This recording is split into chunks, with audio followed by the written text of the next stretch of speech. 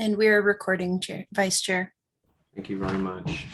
I think the first order of business is design review notes. So first you need to open it and announce the time and say what meeting we're at. Okay. Sorry, the time is 6:10 on December 9th, 2021. And we are in a design commission meeting called to address business of the city. And then we can move to the first order of business is roll call. So you can ask me to call roll. Okay, please. Thank you. Chair Brandt is absent. Vice Chair Perez. Out here. Commissioner Grambois. Here. Commissioner Ladigan. Here. Commissioner McPherson is absent and Commissioner Czar. Here. Thank you, Vice Chair. I think now the first order of business is meeting minutes. Appearances first. I'm But sorry. we have no one for appearances, so I don't need you to stumble through a really long thing, but no one signed up to speak this evening, Vice Chair. Okay, in the absence of appearances, Now we're to where you want to go. thank you very much. We are open to any comments associated with the meeting minutes from our last meeting. There's two sets. We have one going all the way back to May that I didn't get done because I lost them for the last meeting. And then we have the October 28th minutes. I'm sorry, I've got some noise in the background. It happens. So two levels of meeting minutes, the meeting minutes from May and the last meeting minutes from October. If anybody has any comments, can we please make them public or accept the meeting minutes as presented? And then you just need to ask for a motion, Vice Chair. Do I have a motion to accept the meeting minutes as presented? So moved. Do I have a second? A second. Oh, I heard it both at the same time. Was that Commissioner Ladigan?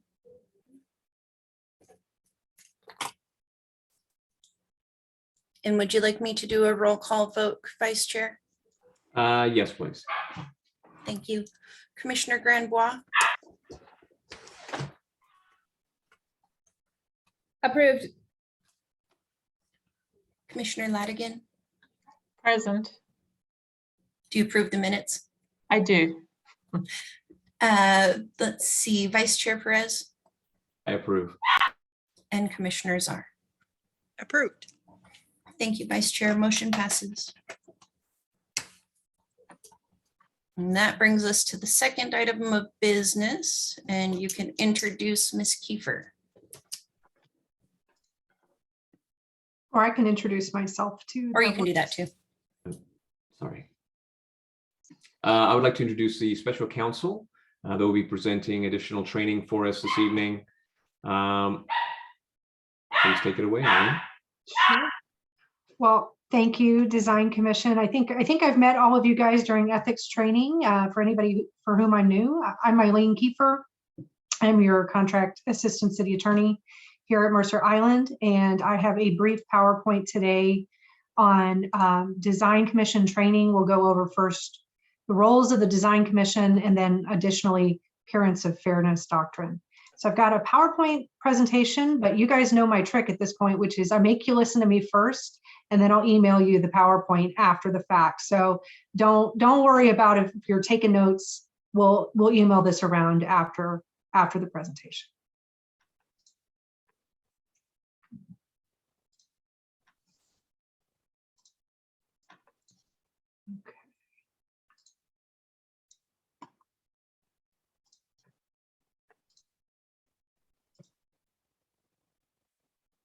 Okay, are you guys able to see the presentation? I might need to flip. Yes. Okay, good. Okay, so again, welcome to Mercer Island Design Commission training. did not realize I had some animations there, but BO Park is your regular city attorney. Again, I'm your assistant city attorney. Both of us are available. We're both resources on roles, procedures of the Design Commission, and appearance of fairness, which we'll go over today. And as always, I'm going to give you my disclaimer at the very top, which is, this is the best information that we have. It's not a defense to any and all actions you guys may take, but I'll just urge you to, again, this is going to just be issue spotting for you guys. We're going to give you resources of where to look if you need more information or if you think you have an issue. And then again, BO and I are always available. So if you think you've spotted an issue and you need some legal guidance, we're happy to help you along. Okay. So what this, sorry, I'm trying to make sure. There we go. Okay, so what the training will cover today, we're going to go over the roles, the functions, and the powers of the Design Commission. We're going to go over Design Commission procedures, and we're going to go over appearance of fairness. So we're going to start by introducing you guys to, your processes, how the Mercer Island City Code creates the Design Commission, the roles the roles and powers that the council has imbued in this body. I will say Design Commission is it's a unique entity. Not every city has a Design Commission, so it's good to just get a refresher on what the Mercer Island City Code says that this body does and the procedures that it follows. Okay, so the basics of Design Commission. Design Commission is created in Chapter 3.34 of the Mercer Island City Code. It does establish qualifications for commissioners, including a desire for a certain number of commissioners to have certain fields of expertise. We call these the specialist positions. And the code also requires a certain number of lay people also be included on the Design Commission. This is just for a background. When council is making appointments, they're the ones who are supposed to consider, whether it's a specialist seat or a layperson seat or that kind of thing. So this is no action items for you guys here with respect to this. This is just background on what the code says the Design Commission is supposed to look like. Okay. So Design Commission has been imbued with the power to review certain permits. As you guys are familiar with, you guys have prior approval of certain building permits and other required permits for major new construction. You guys review prior approval of building and other permits for minor exterior modification of regulated improvements. And then additionally, there are even some activities under the code that don't trigger a permit, but still do trigger design review by the Design Commission. How Design Commission functions. So Design Commission, as you guys know, I think you just did this last month or maybe the month before. You guys are to adopt rules and regulations to govern the conduct of Design Commission functions, and which is subject to City Council final approval. And as we saw earlier today, right, a quorum is necessary to transact business, and a quorum is a majority of your membership or more. Any action by the Design Commission has to be by a majority vote of those constituting the quorum. If you guys have a tie, and I believe you guys have an even number right now on Design Commission, if you do have a tie, then the motion fails. So you need more than at least a majority or more for a motion to pass. Okay. Functions of the Design Commission. So the official executive secretary of Design Commission is technically the code official. That is the CPD director. In practice, you are seeing that duty has been delegated. I believe that's been delegated to Tim, our principal planner here. So Tim serves as your executive secretary. As you're aware, all of your meetings are public, and you guys do keep minutes, and the minutes of your meetings are also public. Other powers you guys have, and this was actually really interesting, right? I thought I knew what Design Commission did, and then I dug into the code and I realized, oh boy, you guys have all sorts of duties and powers that I didn't even realize. So just to begin, one of these duties is you are able to require a bond or an assignment of funds to basically guarantee the installation and maintenance of landscaping, screens, other similar site improvements. Makes sense that way. If a plant dies or that kind of thing, you can make sure it gets replaced. You guys have the power to recommend design services consultants to the city council for any proposed city capital improvements. Felt like that's kind of a neat power, right? Any sort of new fire stations, if city hall is going to be revamped, you guys definitely have a role in recommending consultants to the council. You guys also have the role of providing preliminary recommendations to consultants or city officials. Oh, go ahead. Sorry, Eileen. So you said two different things there. You said we could recommend we could recommend services or consultants. Which is it? Because sometimes there's a difference. Oh, I believe it was consultants. Let me go, if I can back up.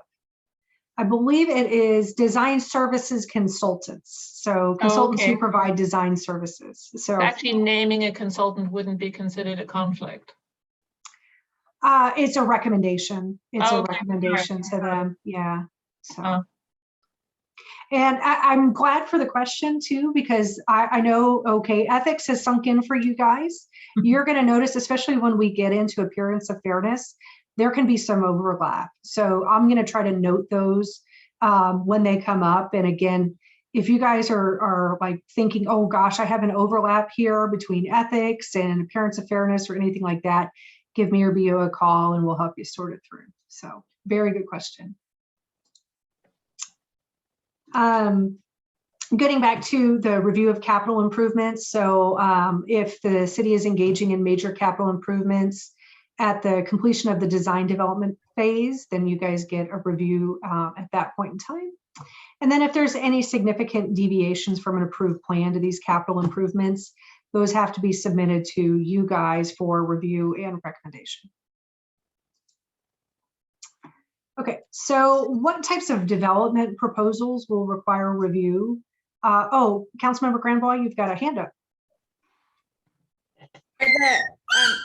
Sorry for the background noise.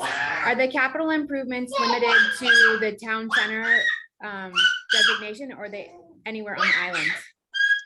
So that's a good question. I believe based on the code, it's capital improvements, period. It's city capital improvements. So so those would be things that the city engages in, right? So construction of new fire stations, again, city hall renovations, those types of things, as opposed to town center, which is non-city, non-city owned. A good question. Vice Chair, did you have a hand up as well? I did too. Again, I'm so sorry about the noise on my end too. That's okay. The very first time this has happened. One of the things I wanted to ask was there seems to be a definition associated with major capital improvements. Can you help us determine what that definition is, please? Sure, that's also a good question. Let's see, let me pull up the code real quick. I'm not sure the code defines major capital improvements, but let me double check. I actually don't want to take up your time to figure that out, but what I'm going to do is I'm going to write myself a note and I can send you guys a follow-up email as what major means. I'll do that while you're presenting. Oh, thank you, Tim. Thank you, my lovely assistant, Tim. Appreciate it. Don't ask me to turn over any letters. No letters, no. Okay. Okay, so moving back to development proposals requiring review by Design Commission. So obviously new buildings, those are going to go through you guys. Additions of gross floor area to existing buildings. Alterations to buildings to the exterior. If more than 50% of the exterior is going to be changed, then that goes to you guys for a design review. And then any alterations to existing facades on historic structures.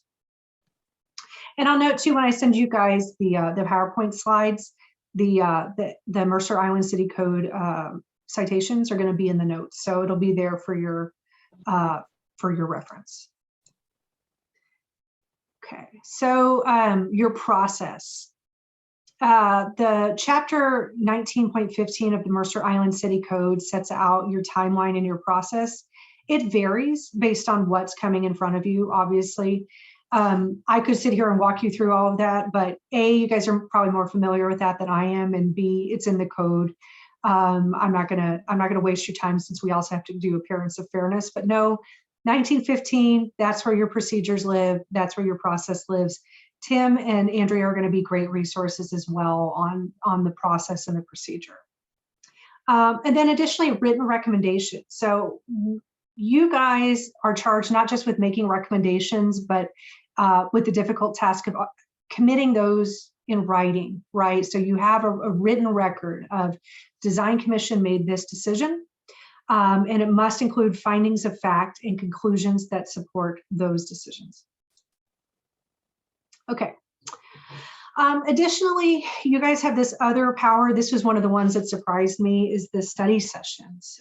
So in addition to pre-app meetings, an applicant comes to you guys at the, a very early stage in the process for, a study session where they're going to give you information regarding the site, the intended mix of uses, how it's going to fit into the area. And you guys at that point are able to provide feedback to be considered in the design of the project. One guardrail here that I would emphasize is it's not, this feedback isn't a free-for-all, right? You guys have written standards that you are going to be implementing. So any feedback that you provide isn't, well, I prefer yellow instead of blue. It's going to need to be based on your written standards. Plan submittal, the code gets a little granular about, materials for Design Commission need to be submitted 30 days ahead of time. And then additionally, final plans need to be in substantial conformity with approved preliminary plans. That's pretty, pretty straightforward, but that's what the code says. But one would hope that that's going to be the case. Okay. So Tim, I see you've got your hand up. Yes, so major capital improvement is not a defined term anywhere in the municipal code, including Title 19. Should we add it to the docket, Tim? I'd love to add a lot of things to the docket. I'll add that to my growing list. Tim and I have a long wish list for code improvements. Unfortunately, that does comport with what my memory serves, is what major capital improvements not defined in the code, but I think a reasonable reading of that would be, again, things like fire station, city hall. Tim, are you able to think of other major capital improvements? Those are the big things that kind of come to mind.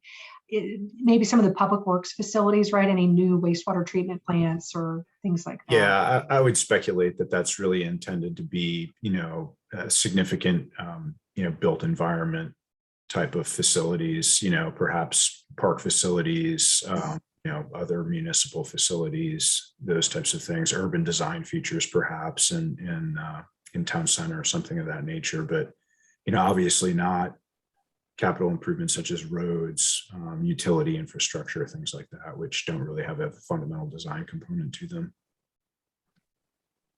So, and like I said, the Mercer Island City Code provision. So the Design Commission's created in Chapter 3.34, but all of your process, your powers, your duties, your procedures, most of that lives in 1915-220, and it's in this like really nice discrete area of the code. So it's like, that's a really good, easy place to go to. And like I said, I'll have citations in the notes. So when you get the PowerPoints, you'll have all of my notes and all those citations for your future reference. Okay, so we'll move on to the appearance of fairness doctrine. And I will say that, based on what you guys do, this is not training that all the boards and commissions are going to be getting. It applies to almost everything that you guys do. It certainly applies to some of the things that Planning Commission does. And we'll get into it and why it is so important. And to just back up, appearance of fairness doctrine is something that's been around in Washington law for a really long time. So it was originally a common law thing, which just means it wasn't in a statute. It was something that the courts and judges came up with. It's an equity principle, and it has since been codified into the statute in Washington. And the purpose is really to ensure that government decision-making is conducted in a fair, in an unbiased way. And it really relates to special decisions, the quasi-judicial decisions. I'm going to explain a little bit later what quasi-judicial decisions are and why they're so important. Appearance of fairness doctrine extends due process protections to certain types of administrative decision-making. So like rezones of specific property or permit decisions relating to specific properties. Really the characteristics of a quasi-judicial matter are going to be like how many people does this affect, right? So I guess a counter example is legislation is not quasi-judicial and it's not subject to appearance of fairness. So things that, that have implications for the entire city are not going to be subject to appearance of fairness doctrine. But when you're talking project specific decisions, that's when appearance of fairness is going to kick in. So Again, question, sorry, you said Sure. permitting, but surely this, is it just permitting or is it zoning and use? So those are like very different things. Yes, and that's a good question. So zoning can be a gray area for quasi-judicial. Depends on how broad your zoning is, frankly. So zoning is usually, I think we err on the safe side of saying this is going to be a quasi-judicial because usually not. You usually don't have one zone and it applies to everyone. It's not usually a legislative, it's kind of a mixed animal, but usually I think to err on the safe side that zoning would be a quasi-judicial decision. And again, maybe as we work through the definitions too, I think that'll be helpful. And I've got design commission specific examples for you guys. So hopefully sink your teeth into it a little bit better. And then again, at the end of the day, the whole point of the doctrine is to make sure that everyone is getting equal treatment. So quasi-judicial proceedings must be both procedurally fair, and then they must have this appearance of fairness. It must appear that the person appearing in front of the decision-making body got a fair and impartial hearing in front of impartial decision makers. We're going to, like with the ethics training, this is one of these trainings that's really definition specific. So I'm just going to throw some definitions at you and try to explain them best I can. Again, don't worry about memorizing any of this. Issue spotting is what I want you guys to just like, if you have a situation, you're like, oh no, I have a bias problem, I better call BO and Eileen. That's what I want you to take away from this. So a personal interest. Personal interest can obviously affect impartiality, right? A personal interest exists when someone on a decision maker stands to gain or lose due to a decision before a governmental body. So these things can be financial, they can be property ownership, they can be social relationships, they can be employment relationships, they can be membership ties, the church you belong to, all, very, very broad. So here, again, this is one of these areas that overlaps with the ethics code, and just know that this is one of these areas. Sometimes, while the ethics code is always going to apply, right? But the appearance of fairness only applies to certain decisions. So be aware of that. Impartiality, I've used this word several times before now. Impartiality just means you're coming in without any prejudgment of the issues, right? Even if you think the result is a foregone conclusion, I would really urge you never to say anything on the record that could make anyone question your impartiality. The classic example is not to tell anyone, well, you're just wasting your time talking. Never say that. Like that is a key indicator that you're not impartial, you've stopped listening, you've stopped taking in information. Okay, so what decisions are subject to the doctrine?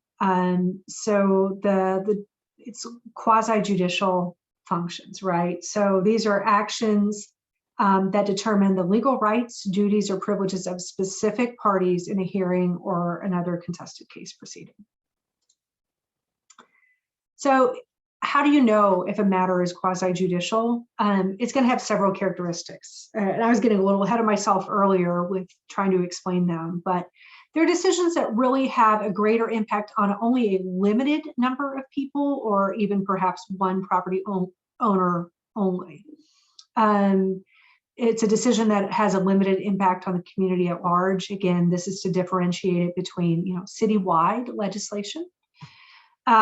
Proceedings are aimed at reaching a fact-based decision by choosing between two distinct alternatives. So this is where we're, when we're looking at permits, we're looking at things like that. Again, quasi-judicial. And then this is really key. The decision involves policy application rather than policy setting. So when you guys are doing permit review, you're not creating the standards for that anew, right? Those are already in the code. They're already in the standards. You're just applying them in a particular manner. That's a quasi-judicial decision. Okay, so here are your design commission specific examples. So, and it's not exclusive, but it's items like when you do building permit review, other permit review, when you review the decisions that don't need permits, but still go through design review, it's going to be quasi-judicial. And then two, I may have skipped over this slide, but you guys actually serve as an appellate body if somebody wants to challenge the code official on minor exterior modifications. That's going to be a really classic quasi-judicial, as you get to say, oh, I think Jeff and his team, got it wrong or they got it right, that you guys are really adjudicating people's rights at that point. So very classic quasi-judicial. And that was a power of y'all's that actually surprised me. So I don't know if you guys have dealt with it yet, but interesting. Okay. So what are the things that Design Commission does that aren't subject to the doctrine? So when you guys recommend consultants to the council, that's not quasi-judicial. And then similarly, you guys have the power to make legislation recommendations to Planning Commission and to council on legislation that involves aesthetic and environmental values. So again, that's legislative action, not subject to appearance of fairness doctrine. And this slide really kind of sums it up is, which of your functions are quasi-judicial? Most of them, almost all of them. So just, I would presume something's quasi-judicial unless you know for a fact this is legislative. Okay. So moving on to another key concept of appearance of fairness, ex parte communications come up quite a bit. And what these mean are just one-sided communications, right? You guys are acting as a decision or recommendation-making body in quasi-judicial matters. And so if you have an applicant who is emailing you, but there's others who are, parties of record, or you have staff and they're leaving those people off, that's a one-sided decision or one-sided communication where they're trying to influence you. It can be verbal, it can be email, it could be other written or oral communication. It doesn't have to take a particular form. So the key is for you guys to avoid ex parte communications yourselves, right? So if you guys are making a decision, do not be emailing Tim ahead of time or stuff like that to avoid ex parte to where it looks like you're only getting information from one side of the argument or whoever it is, because you guys need to be making your decision, in an open meeting with the ability of all parties to respond to all those things. And, oh, I'm sorry, Commissioner Granbaugh, you've got your hand up. Just a quick question. When talking about ex parte communication, clearly an applicant, can you kind of touched on it, like city staff who generally are there to assist the design commission.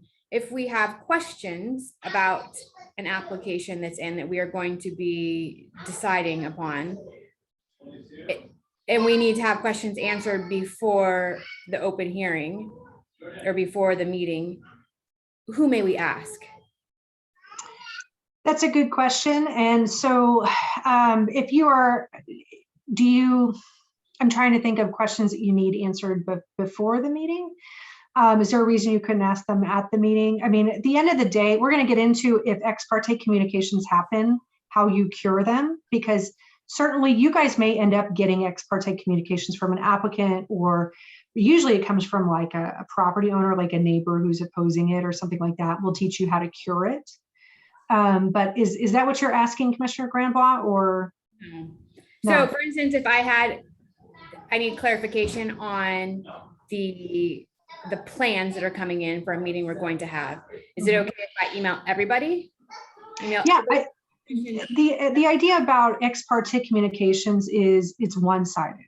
If everyone is in, all of the parties are involved, and this is, we're obviously not going over open public meetings in this particular training, but from a purely ex parte perspective, if all parties are allowed both the communication and a chance to rebut that communication, that would avoid the ex parte, right? Ex parte is just Latin for one-sided, and it's the idea of, you know, if the applicant is, you know, emailing you guys a bunch of stuff and nobody else knows about it, that's going to give an unfair advantage. So that's the idea, is that everything is done with the opportunity for others to respond.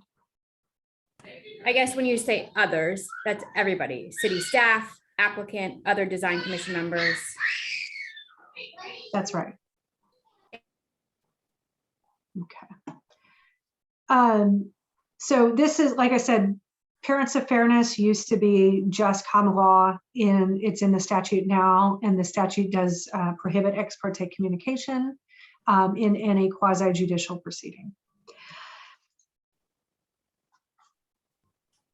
Yeah, and I'm still thinking about, Tim, you've got your hand up. Yeah, can I weigh in there? Yes, please. I was actually, I was going to expand more, but let you please go first.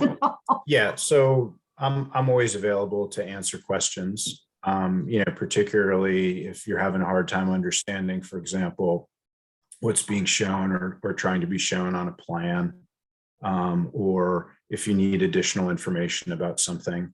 Now, in the case of where, you know, we've got a public hearing coming up and you feel like you need additional information, my response is going to be, thank you very much. What I will do is I will present that information at the public hearing. So so that everyone has the benefit of that additional information that is being provided outside of, say, for example, a staff report. So that may be one situation where, you know, it would be treated a little differently. But if you have clarifying questions, you know, or need specific information, I mean, by all means, you know, feel free to reach out to me and I will respond appropriately. And if we're in a gray area, you know, I will lean on Eileen or BO to help guide me as far as what's appropriate. But, you know, that's part of my role as I see it. Thanks, Tim. I appreciate that. Okay, so ex parte communications, like I said, they happen. And especially when you have members of the community who aren't really understanding, we're in a quasi-judicial process. I need to be communicating to everyone involved. They may email you. They may email just the commission. They may leave off applicant. They may leave off staff. You may be thinking, oh gosh, what do I do? You have to cure it. The idea is, if you get a one-sided communication, if you have, for example, like the public hearing, like Tim was just alluding to, when you start the public hearing, you would say, I received an email from, you know, neighbor Brown. Neighbor Brown emailed me X.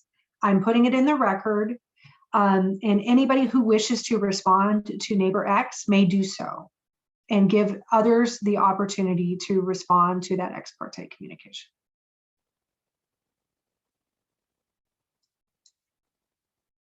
Okay, so moving on to disqualification. There are some times where, as design commissioners, you guys may need to disqualify yourselves if you do not feel that you can be impartial, or if you have a personal interest. Again, we went over those definitions earlier today. Again, this is one of these areas where the code of ethics may overlap, right? You guys have had your separate training on the code of ethics. And again, if you get balled up on this, you think you have a personal interest, if you think you need to disqualify yourself, again, reach out to me and BO, and we can help you work through how to do that. I think through Zoom too, we touched on this. I think in this presentation with Code of Ethics of how would you actually recuse yourself in a virtual setting. I think there's a couple of different ways to do it. One way would be to turn off video and audio. Like a better way would be to leave the meeting and then have, Andrea, Tim, Vice Chair text you when it's time to come back into the meeting. Okay. So bias, what is the test for bias? And the test is pretty, I think this is kind of common sense, right? Was the decision based solely on the basis of the record, or was it based on other things outside of the record? If an objective person observed the proceedings, would they think that everyone got a fair chance to be heard? And then finally, did the decision makers give full consideration and credit to all presented materials? But then obviously with the caveat that, according to the weight that they were reasonably entitled to receive. So this doesn't require you to weigh all input equally, but it does require you to hear all input. Okay, so examples. These are always my favorite. These are some very old cases. I think these cases are from the 70s. With some fact patterns, which I think really help explain appearance of fairness. And I haven't even told you what happens if we have an appearance of fairness problem. The problem is that the decision you make is not legally defensible, right? That decision can be struck down by a court if it is found that there was a problem with appearance of fairness. So you're interested, you guys are obviously interested in creating legally defensible decisions. And so that's why you would care about maintaining the appearance of fairness in the decisions you're required to. Okay, so Hayden versus Port Townsend. I feel like all the case laws are planning commissions. Planning commissions are the ones that have the most, I think, quasi-judicial functions and can end up getting in the most trouble. So in this case, the planning commission chair advocated for a rezone for his business. He did step down as chair for that meeting or at least for that portion of the meeting, and he didn't vote or otherwise participate in his official capacity. But there was an appearance of fairness violation in that case because the chair, first of all, he acted as an advocate of the rezone by joining the hearing audience. You guys can imagine how awkward that would be if one of you said, okay, I'm not commissioner today, I'm instead an advocate. That's going to be hard for the rest of you guys to make an impartial decision regarding something that affects one of the rest of you guys. Additionally, in this case, the chair who stepped down, he questioned witnesses. He really participated in the hearing. And then this is where I think he was really mixing all of his roles too, is he advised the acting chairman on procedural matters. So he didn't even fully take off his chair hat during that meeting. So again, appearance of fairness, this decision was struck down. Please don't do this. Buell v. Bremerton, this is another interesting case. This was one of, I think really helps, explain what are the repercussions of an appearance of fairness violation. So in this case, we had a planning commission member who should have recused himself, did not. But the vote would have gone through even without this person's vote. So you're probably thinking, what, no harm, no foul, would have gone through even without his vote. But the court said, there's still an appearance of fairness violation. If you have bias in one, it infects the actions of the other commissioners. And it's not even necessary to show an interest that might have influenced a member of the commission and not that it actually did. So the bar is set pretty low here, right? Of just one person is all it takes to make a decision not defensible upon legal challenge.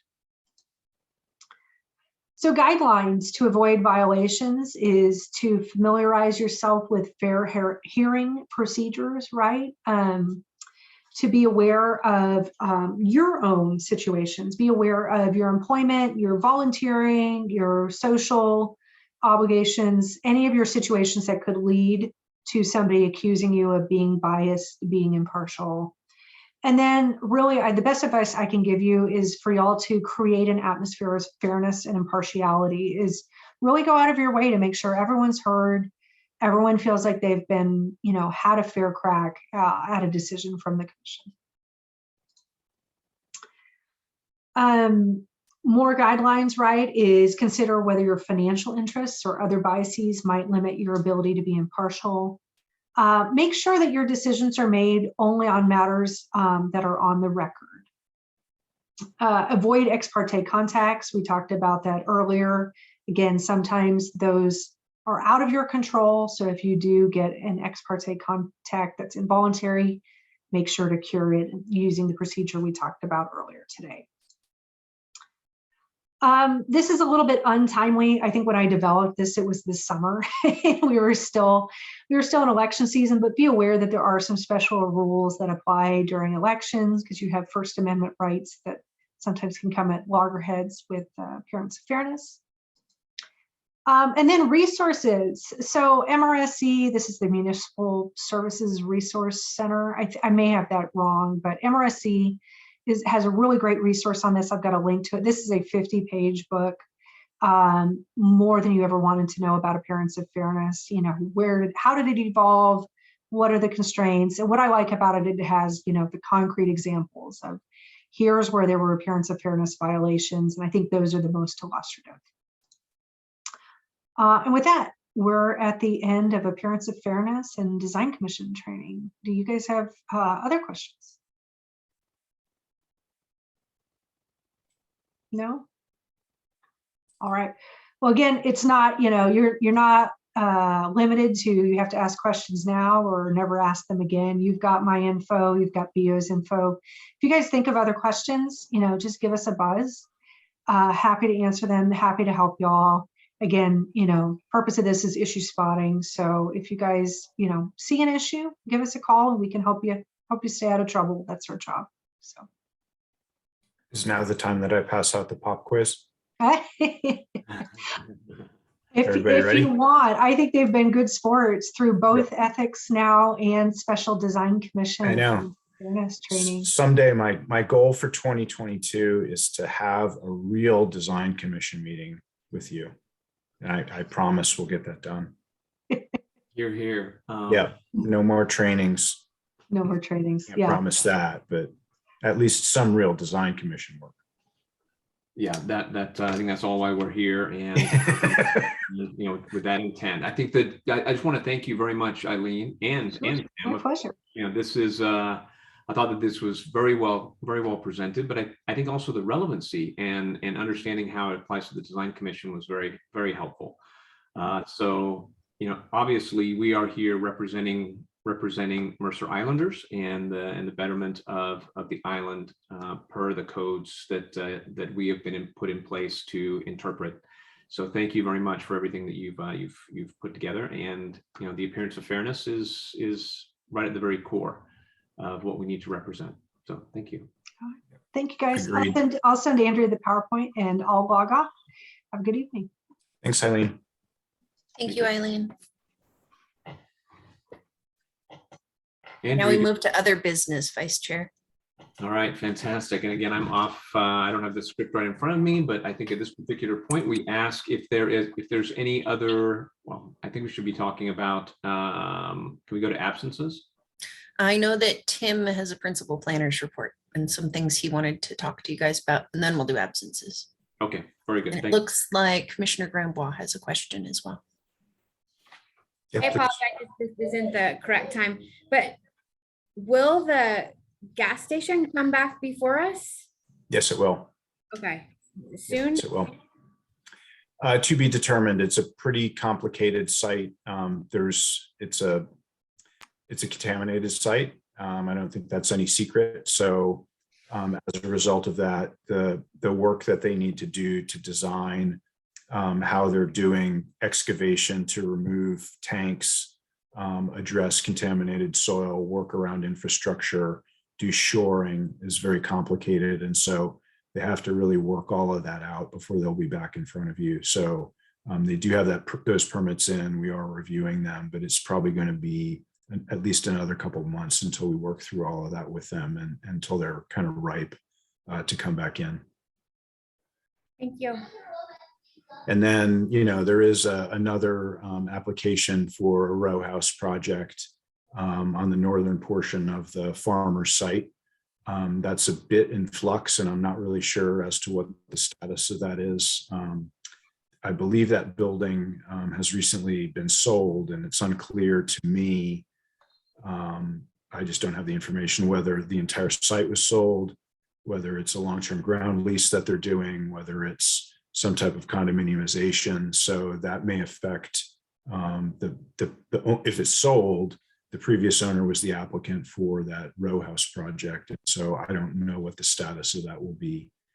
So I'm waiting more information about that, but that's another project that you will likely see here in the next several months, assuming it continues to move forward based on the ownership situation. Tim, this is Catherine. Puget Sound Business Journal just announced the new owner for the office portion of that site. It went out today. Yep.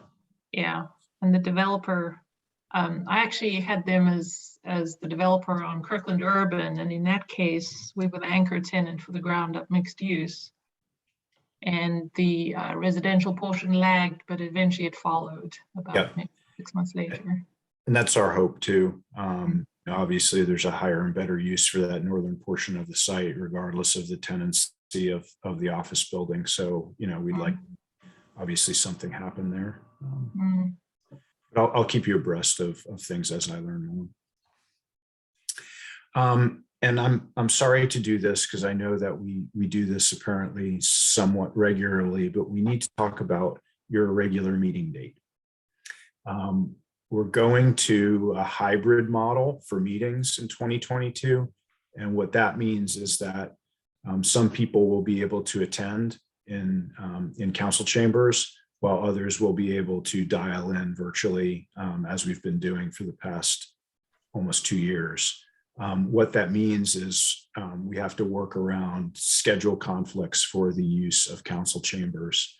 So what we are proposing to kind of put this Rubik's Cube of scheduling together is a regular meeting of the Design Commission on the first Wednesday of each month. And I know that we don't have a full complement of design commissioners here tonight, but I at least wanted to check with you four who were able to attend tonight to make sure that that is a date that will work for you on an ongoing basis. Can I give a little more background, Tim? Yeah, by all means, please. So essentially what happened, because I know we came to you guys, I think it was January of this year, and changed your meeting date to the Thursday. What we didn't realize at that time was we had inadvertently created a conflict with other boards and commissions in the school board who all have to use council chambers to hold these meetings. After mapping out everything, Thursdays then just didn't become an option for this, mainly due to school board, because we can't move school board, but we do have an agreement with school board for them to be able to use council chambers. So there's just a little more background of why we're coming again with this ask. We tried to look at ways we could move it around. We weren't able to come up with anything else other than getting the feeling for how you guys felt about moving the date. And I see a hand from Commissioner Grambois. Does that mean we'll be revisiting the bylaws again? It does. It means we would be proposing a change to the bylaw meeting times.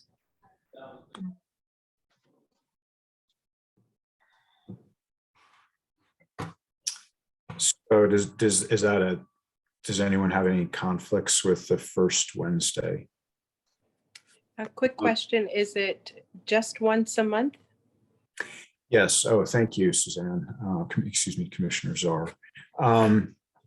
Yeah, so what we're proposing to do, because we have been on a 2 meeting a month schedule and we're canceling most of those meetings. We've decided to, in the interest of not having to cancel so many meetings, go to 1 meeting a month. But what we are doing in conjunction with that, assuming that there may be situations where either the Design Commission or the Planning Commission, so this is happening to the Planning Commission as well, we're going to have the second Wednesday of each month be kind of an overflow date in the event that either design commission or planning commission needs to hold a second meeting in a month. So I don't think that's going to be very common for design commission, but it could come up. It will be common for the planning commission because they're going to be in 2022 doing the comprehensive plan update. So they're probably going to need to add those meetings, but we would also have that date available if, for example, we had several large projects that were happening simultaneously and we felt like we needed additional meetings instead of having one very long meeting per month. So yeah, thank you for asking that. Are we still thinking the same time? I'm sorry, I should put my hand up. Still 6 o'clock? I'm open to that. Yeah. I'm open to discussion about if there's a time that works better for you. Some design commissions, for example, in the city of Redmond, they meet during the day. I don't know if that's a possibility, but we can need time. I'd suggest, if at all possible, we not have a start date later than 6 p.m. just because start stuff for those longer meetings really push into the evening. So if we can stick with 6 or earlier. I think I'm very open to whatever meeting time works best for the commissioners. And this would start on January 5th? And then Yes, that's correct. thank you. I unfortunately won't be able to make earlier than 6. Okay. Yeah, Okay. Yeah, no problem. unless it's okay to just dial in while I'm driving, but I It would be your call. No, there's Oh. a big downside to that, and Yeah. I don't really want to be party to that on a Zoom call. yeah. So thank you. Don't commission a drive. No, I had to drive yesterday and it was a little scary. I get to work from home most times, but I'm going back to driving about 45 minutes after 5 o'clock. So Yeah. So yeah, 6 o'clock works just fine from my perspective if that's the best time for others. I'm at your disposal, so it doesn't matter to me when we meet. It looks like Commissioner Grambois has another question. Thank you. When you said if we needed a second Wednesday, would that entail 2 Wednesdays in a row, or would it be the 3rd Wednesday in the month? So it was every other week. Yeah, the only other Wednesday that's open is that second Wednesday, so it would entail 2. And it's unfortunately it's the same situation for the Planning Commission. They would have to meet those two Wednesdays in a row as well. So it doesn't allow for a lot of turnaround time, unfortunately, but it's really the only thing that we can accommodate at this point due to conflicts. But just as an overview, we're proposing first Wednesday of the month in person. And then if we needed overflow, second Wednesday also in person, or could we have subsequent meetings via Zoom? Well, and let me So- provide a little bit of Yeah. clarification on the hybrid meetings. We are going to be transitioning the commissions to hybrid meetings at some point in 2022. We don't yet know when that transition's going to happen. Commissioners will have the ability for these meetings to come to City Hall and participate in the meeting or participate in the meeting via Zoom, depending on what is going on for you. So it does give you guys a little bit more flexibility. But like the January 5th meeting, we would still be on Zoom. We are not making the transition to in-person quite yet. We're going to make the transition with council meetings first. We're still working out some of the details for boards and commissions, as the hybrid meetings require a little bit more staff on the back end that usually boards and commissions don't get. So we're trying to figure out how to make it manageable for the 1 or 2 staff who are usually at boards and commission meetings and don't have a dedicated IT person like council meetings do. So there's still some details that we're working out for the boards and commission hybrid meetings, but they are coming. We just don't know quite when yet.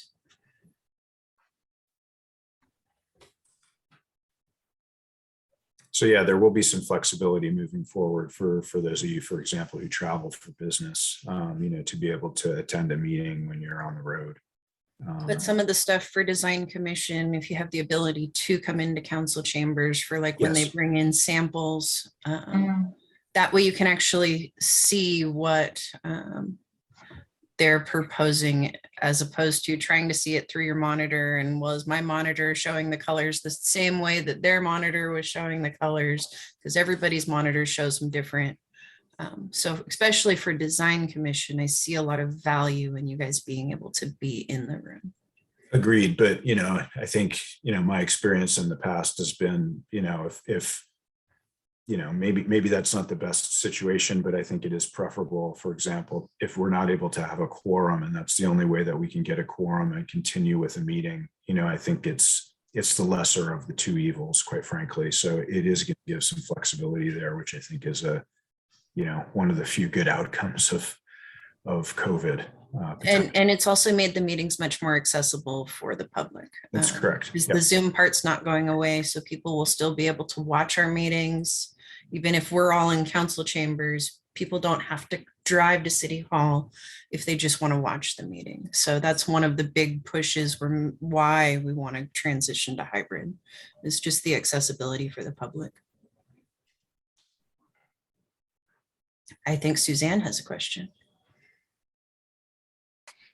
I'm just curious, depending on the timing, what the COVID-19 protocols would be for in-person meetings. That's part of it too, is we're still kind of trying to work out those details. It would probably, at least for right now, while we figure out the dais, it would probably be somehow figuring out how do we either just have 4 of you in council chambers, because 4 we can spread out on the dais properly socially distanced. If we have all 7 of you, we'd have to have masks on, and we don't really want masks on for the meetings. It's harder to hear people, especially for the people who are on Zoom, all of these different things. So that is, we're still working on all of that. Those are some of the details that we're trying to iron out currently. Because I know our facilities person is also looking at kind of floor partitions like they did in the courtroom in between the seats as well. So that stuff is still, details are still being worked out. Are there vaccine or PCR test policies in general for City Hall upon entering City Hall? I'm not up to speed. As of currently, no, but we're still close to the public. So a lot of that's still being decided above my pay grade. Yeah, I mean, I speak for myself, and these are excellent questions and concerns, quite frankly. I don't, from my perspective, I would never ask any design commissioner to attend a meeting where they did not feel 100% comfortable with what's going on from a public health perspective, because I won't be there. So, I mean, just being honest, that's not, I would never expect myself to do that. And I would never ask any of you to do that. So that's a huge part of the puzzle from my perspective, is how we make that safe and comfortable for people. Because to me, this is working. It's working well. And until, we're fully confident that we can assure everyone's health and well-being, I can't ask you to attend a meeting in person. I just wouldn't do that. And I don't think anyone else at the city would either. No, and as those policies are developed, I'm sure Jesse will be sharing them with all of the boards and commissions. Do you have a question, Vice Chair? The question just had to do, I think you've already answered it, and it's getting a little bit more granular maybe than we need to do now, but it would be interesting to know if it feels to me like there might be a preference at certain meetings to have up to 4 board members there. I assume then that would mean like some sort of pre-notification. And then the question is just simply, if you were to pre-notify and say you were to attend, but we're not actually able to attend or due to some changes, would it be possible to come in remotely? Mm-hmm. So that's kind of how it would be until we figure, like, once we figure out how do we properly protect you guys so you could be on the dais. So if all 7 of you wanted to be there, you could. it's the beauty of the hybrid meetings is it does give folks the ability to go, you know what, my throat's kind of scratchy tonight. I feel fine. I'm going to log in via Zoom and still be able to participate in the meeting, but I'm going to keep my germs at home. And then, but then everybody else is still able to go to City Hall. We're still able to have the meeting where all 7 commissioners are able to interact and do your review of the project and provide your feedback. So I think it's going to give us more flexibility than we've had in the past. Perfect, thank you.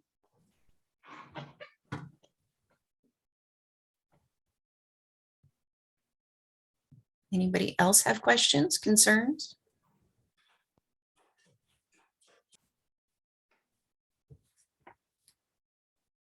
Do you need anything from us tonight? I mean, Nope, I'm not sure if Tim had anything else he wanted to report No, on. I'm sorry. I don't. I would like to ask Suzanne what she's working on, though, if she's. I was wondering that same thing. Ooh, pretty. I thought you were knitting. It's awesome. I will say it helps me focus. I listen better. If you have something to do with your hands. All right, that's all I have. Yep, so now it would be if anybody else has announcements or communications, and then you can adjourn us, Vice Chair. First off, thank you very much. I appreciate the update. Any other announcements? Well, then I go ahead and move that we adjourn this meeting. If I can get a second, please. Second. All right. Great. Yeah, thank you everyone for coming tonight. I know it's a busy time of the year, so I really do appreciate, the fact that you make time to do this. And if you need anything from me, I mean, I'm always available to answer questions. If I can't answer a question, I will let you know that, but I will get you the answer from the appropriate person. So that's my role. Please take advantage of it. Oh, I'm going to make one quick plug Yeah. of we'll need your volunteer hours for Q4 by the 31st. Well, we probably need it that first week in January. Yeah. And I'm going to send an email reminder of that as well. Yeah, other than that, I will see you next year and have a wonderful holiday season. Enjoy some downtime, I hope, and family time. Thank you, everyone. Happy Thank holidays. you. Okay, Happy yep. holidays. Thank you. Okay, yep. Good night. Night.